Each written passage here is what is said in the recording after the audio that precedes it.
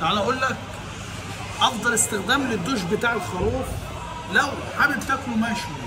ده دوش خروف، بس خروف وزنه حوالي 35 كيلو حي، لحمه صافي حوالي 17 كيلو، ده بعد الذبح والتنظيف والكلام ده كله. دي يا جماعه اقسم بالله مش كلام، لما يبقى الخروف لسه لبانه او صغير تتشوي ني في ني على الفحم، حاجه روعه الروعه.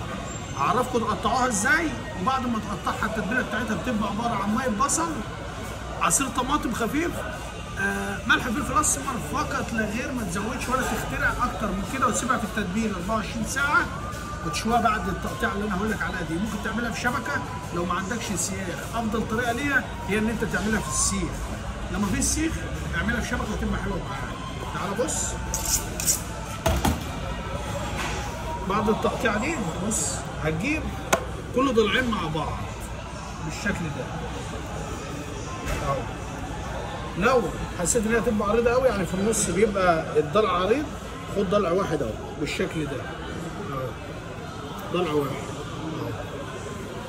اما تبعد هتصغر، خد ضلعين اهو بالشكل ده.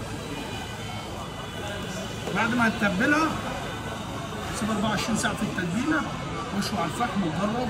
الضلع ده من افضل القطعات اللي بتتشوي على الفحم، بالذات بتاع الضاني زبده.